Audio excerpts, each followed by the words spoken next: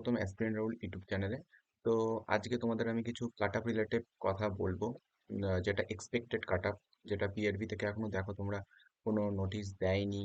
কোনো রকম নোটিশ কিন্তু এখনো প্রকাশিত হয়নি। তোমাদের আমি সেটা দেখাচ্ছি। আহ, দেখো, কোনো রকম কিন্তু দিন লাস্ট নোটিশ ছিল কিন্তু download call letter for interview, এটাই ছিল লাস্ট নোটিশ পিআরবির তরফ থেকে। তো এরপরে যদি কোনো রকম নোটিশ বের হয় পিআরবি থেকে, সেটা কিন্তু আমরা এইখানটাতে দেখতে পারবো যে কোনো রকম নোটিশ এসেছে, রেজাল্টের যদি কোনো নোটিশ আসে। দেখো এইখানে কিন্তু প্রত্যেকটা নোটিশ আসে পরপর, তোমরা যেটা জানোই আশা করি। তো আমি আমার মত অনুযায়ী কিছু এক্সপেক্টেড কাট আপ তোমাদের বলবো। দেখ, সেটা অনেকটাই মিলবে আশা করি। এটা শুনে কেউ হতাশও হবে না। ঠিক আছে, এটা পুরোটা এক্সপেক্টেড একটা কাট আপ। তো দেখা যাক আজকে।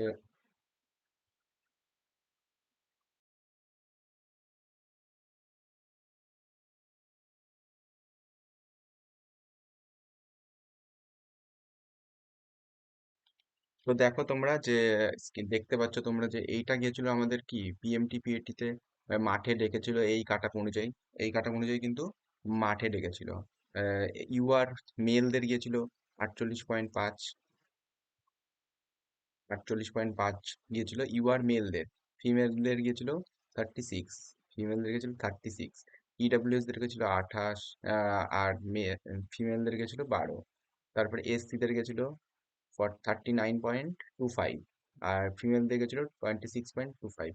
তো এটা তোমরা এতক্ষণে অনেক সবাই জানো, যারা যারা পিএমটি পিএটি পাস করেছো, সবাই এগুলো সম্পর্কে ধারণা কিন্তু আছে।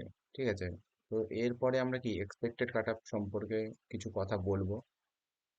যাদের একটু নাম্বারটা কম আছে, কিংবা যাদের একটু নাম্বারটা বেশি আছে, যাদের একটু নাম্বারটা বেশি আছে তারা তো সবসময় মোটিভেটেড থাকোই, আর যারা একটু কম আছে তারা কিন্তু কখনো ডিমোটিভেট হবে না। কারণ এই একটা পরীক্ষা তোমার কখনোই কিন্তু কি জীবনকে নির্ধারণ করবে না। এরপরেও আরো বহু পরীক্ষা আছে। 2026 সালে আবার কিন্তু ভ্যাকেন্সি বেরোবে ডাব্লিউবিপি। সেখানে কিন্তু তোমরা আবার নিজের সেরাটা দিয়ে সেটাও করতে পারবে, যারা যারা এই পরীক্ষাটা থেকে কিছু নাম্বারের জন্য বাদ যাবে। তো দেখো, আমি ফাইনাল কাট অফ রিলেটেড কিছু এক্সপেক্টেড কাট অফ তোমাদের বলি। আহ, তো দেখা যাক ইউআর মেল ইউআরদের, আমার মতে ইউআরদের কাট অফটা 62 এর মধ্যেই থাকবে কিন্তু। ঠিক আছে, 62 থেকে 64 এর মধ্যে কিন্তু ইউআর এর কাট অফটা থাকবে। সেরকম মেলদের, এটা মেলদের। আর ফিমেলদের যদি আমি বলি, ইউআর কাট অফ থাকবে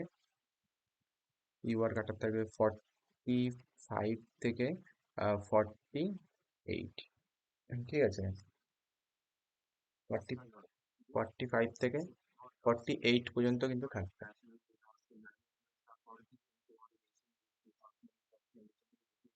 এর মধ্যে কিন্তু থাকবে ইউআর এর কাট অফটা 45 থেকে 48 পর্যন্ত।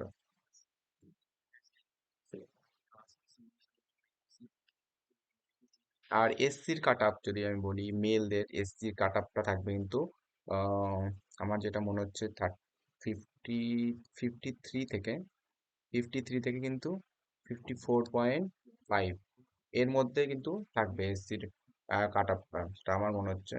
সেটা যদি ফিমেলদের যদি বলি, ফিমেলদের যদি বলি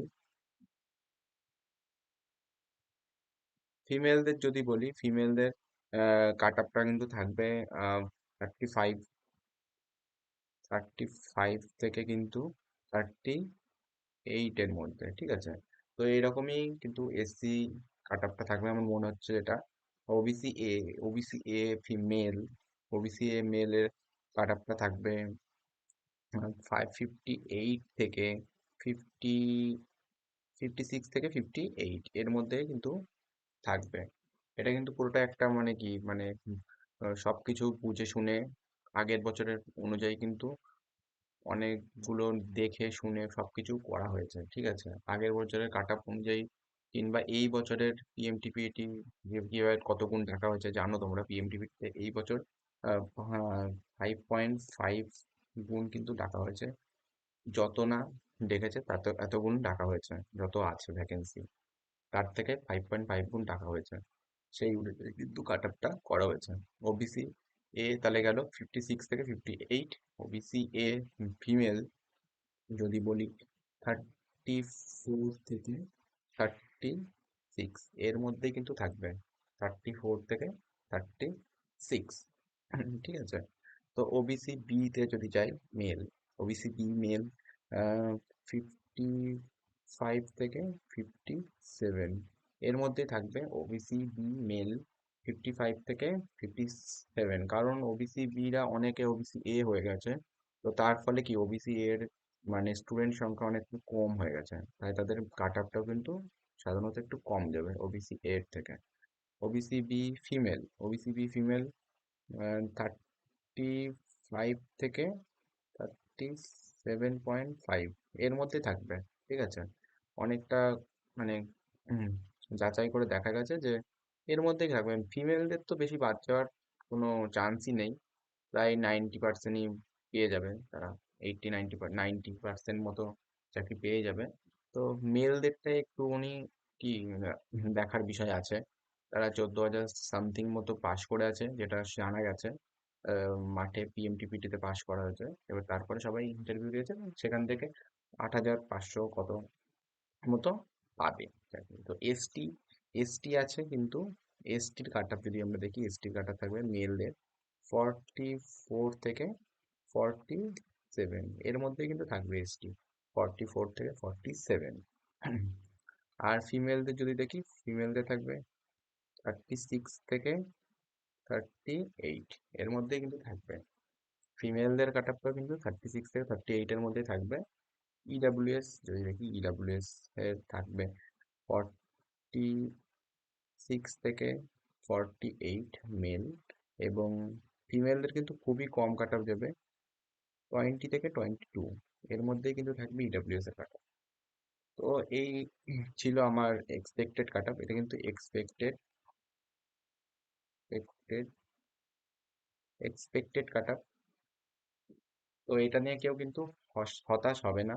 কারোর একটু কম থাকলেও সে হতাশ হবে না, এর থেকে কমও যেতে পারে। এটা আমার এক্সপেক্টেড একটা কাট আপ, ঠিক আছে। তো 2026 সালে তোমরা জানো যে আবার কিন্তু প্রচুর পরিমাণে ভ্যাকেন্সি আসতে চলেছে ডাব্লিউপি। সেখানেও কিন্তু তোমরা যারা বাদ যাবে এখান থেকে, তারা সেটার জন্য প্রিপারেশন নিতে থাকো। আশা করি সেটাও তোমরা কোনো না কোনো একটা পাবেই, ঠিক আছে।